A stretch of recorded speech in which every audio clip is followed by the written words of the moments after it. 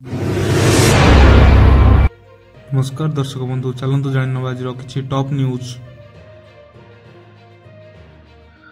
जय जगन्नाथ सांग माने आम चैनल को आपण को पुणी थरे स्वागत। बंगोपसागर पुणी माड़ी आसुची आउ एक लघुचाप। आसंता शनिवार अर्थात 22 तारीख बेलू दक्षिण पूर्व बंगोपसागर रे एक लघुचाप क्षेत्र सृष्टि हेबार यथेष्ट संभावना रही। एपरिकी परवर्ती समय रे यह अधिक घनीभूत होई अवपात रे परिणत हेबार पूर्वानुमान थिबारु बात्या को नहीं भी घनैलाणी आशंका।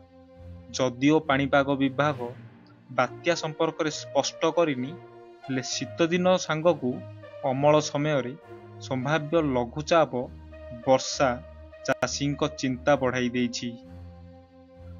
परवर्ती खबर, नयागढ़ रे द्वितीय बृहत रेल ब्रिज। रेल पर्यटन मानचित्र रे ओडिशा रचिब नुआ इतिहास। खोर्धा बलांगीर रेलपथ प्रकल्प नयागढ़ रे निर्माण हेउछि। देशर द्वितीय दीर्घतम रेल ब्रिज बा भायाडक्ट 4.77 किलोमीटर दैर्घ्य विशिष्ट पोलो 10 पल्ला जामुसाही गुरुहा कुलुरु कुंफा मध्यरे निर्माण चलिछि। बृहत मृतंग जलसेचन गुड़ी अंचल को लक्ष्य करी निर्माण करा जाउछि।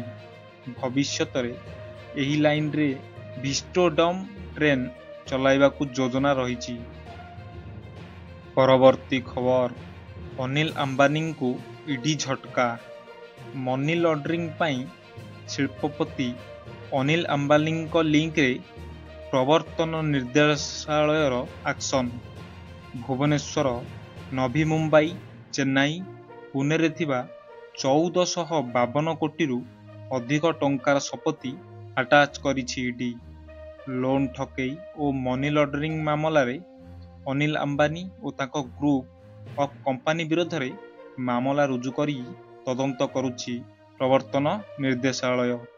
तेबे पूर्वर 7500 कोटी टंकार संपत्ति जबत कर सारिथिला ईडी। वर्तमान संपत्ति और पूर्वर अटैच होइतिबा संपत्ति को मिसाई एबे जाए 9000 कोटी टंकार संपत्ति अटैच कलानी तदंतकारी संस्था।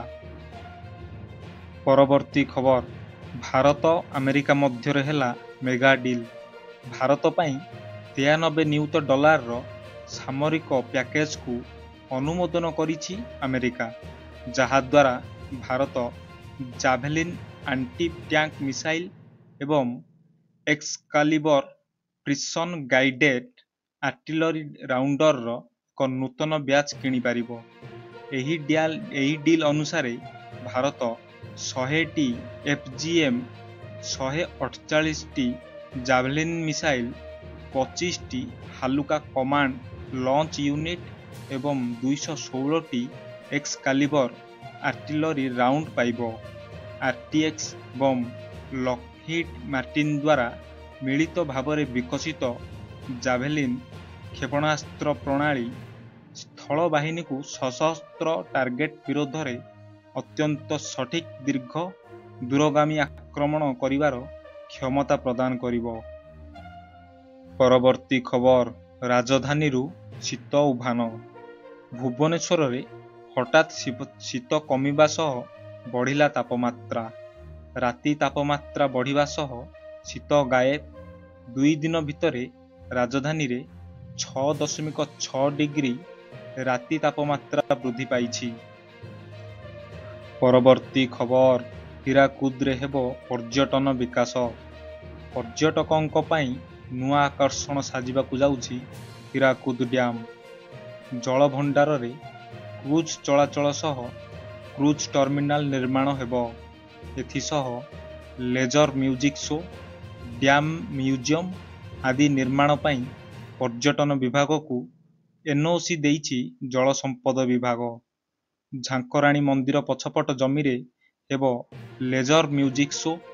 राइट डाइकर डाहाण पार्श्व रे होटेल निर्माण एवं क्रूज टर्मिनाल पाई अनुमति देइछि जल संपद विभाग। बुर्ला HOPC ଏବଂ ବୁର୍ଲା ପାୱାର ହାଉସ୍ ନିକଟରେ ନିର୍ମାଣ ହେବ ଆରାଇଭାଲ ପ୍ଲାଜା। ଜଳଭଣ୍ଡାରରେ ହାଉସ୍ ବୋଟ୍ ଚଲାଇବ ବିକାଶ ଗ୍ରୁପ। ପରବର୍ତ୍ତୀ ଖବର, ରାଜଧାନୀରେ ସୁଲଭ ମୂଲ୍ୟରେ ମିଳିବ ଘର।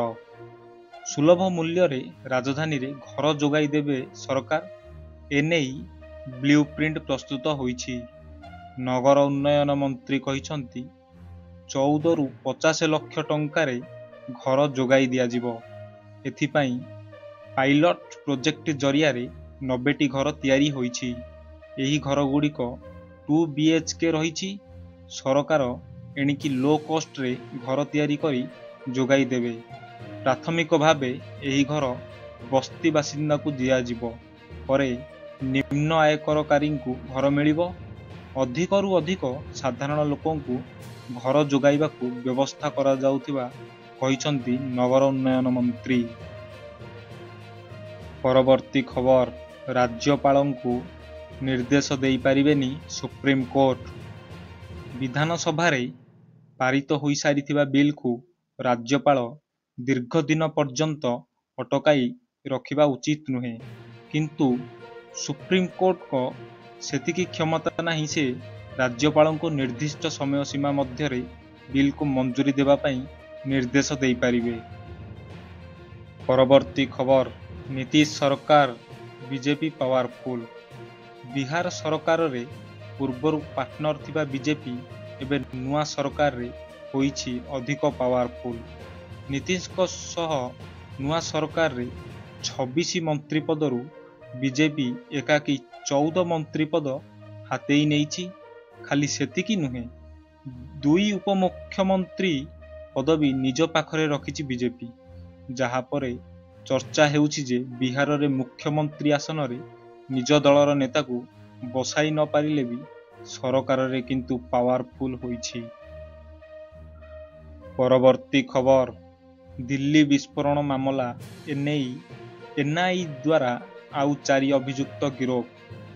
NIAର ସୂଚନା ଅନୁସାରେ ଗିରଫ ହୋଇଥିବା 4 ଜଣଙ୍କ ମଧ୍ୟରୁ 3 ଜଣ ଜାମ୍ମୁ କାଶ୍ମୀରର ବାସିନ୍ଦା ହୋଇଥିବା ବେଳେ ଜଣେ ଅଭିଯୁକ୍ତକୁ ଉତ୍ତରପ୍ରଦେଶରୁ ଧରାପଡ଼ିଛି।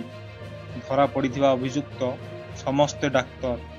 ଅଭିଯୁକ୍ତମାନେ ବିସ୍ଫୋରଣ ଷଡ଼ଯନ୍ତ୍ରରେ ସିଧାସଳଖ ଜଡ଼ିତ ଥିବା ନେଇ NIA ଦାବି କରିଛି। ଏହି ମାମଲାରେ ଆହୁରି ଅଧିକ ତଥ୍ୟ ଏକାଠି କରିବା ପାଇଁ NIA ବର୍ତ୍ତମାନ ଗିରଫ ହୋଇଥିବା ବ୍ୟକ୍ତିମାନଙ୍କୁ ପଚରାଉଚରା କରୁଛି ଏବଂ ବିସ୍ଫୋରଣ ପଛରେ ଥିବା ସମ୍ପୂର୍ଣ୍ଣ ନେଟୱାର୍କକୁ ଠାବ କରିବାକୁ ଚେଷ୍ଟା କରୁଛି। ପରବର୍ତ୍ତୀ ଖବର, ନେପାଳରେ ପୁଣି ହିଂସା। ନେପାଳର ବାରା ଜିଲ୍ଲାରେ ପୁଣି ଥରେ ହିଂସା ଦେଖିବାକୁ ମିଳିଛି। ଗତ 2 ମାସ ତଳେ ଭୟଙ୍କର ଭାବେ ଉତ୍ତେଜନା ଦେଖିବାକୁ ମିଳିଥିଲା।